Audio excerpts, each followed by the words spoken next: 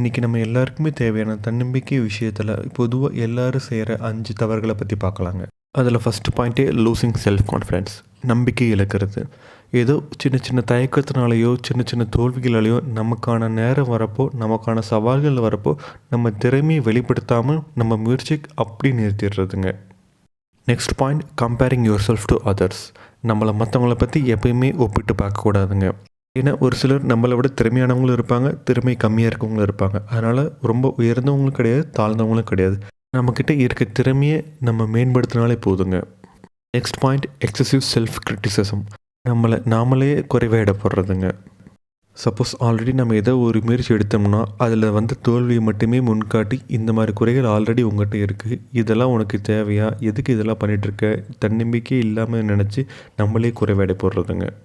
Next point, acting based on fear and anxiety. ஒரு சில முக்கியமான நேரங்களில் நம்ம பயந்து அந்த முடிவு எடுக்காமல் தள்ளி வச்சுறது. அப்படி இல்லைன்னா அந்த முடிவு எடுத்தோம்னா நமக்கு என்ன ஆகுன்னு சொல்லிட்டு அதை பற்றி கவலைப்பட்டு ரொம்ப டிப்ரெஸ் ஆகுறது. Next point, seeking external validation.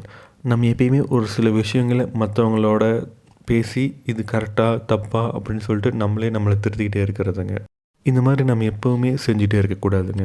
ஏன்னா மற்றவங்களுமே அதை பற்றி தெரிஞ்சோ தெரியாமலோ அவங்களுக்கு இருக்க அனுபவத்தை வச்சு தான் அவங்களால சொல்ல முடியும்.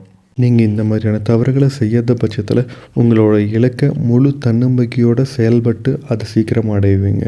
ஒருவேளை இந்த மாதிரியான தவறுகள் சிலர் செஞ்சிட்டு இருந்தீங்கன்னா உடனே நிறுத்திடுங்க. அதை நிறுத்தினதுக்கப்புறம் உங்களுக்கு உண்டாகிற மாற்றத்தை நீங்களே நல்லா உணருவீங்க. இந்த வீடியோலேருந்து உங்களுக்கு ஒரு தெளிவு கிடைச்சிருக்குன்னு நான் நம்புகிறேங்க. நல்லதே எண்ணுங்கள், நல்லதே செய்யுங்கள், நல்லதே நடக்கும். நன்றி, வணக்கம்.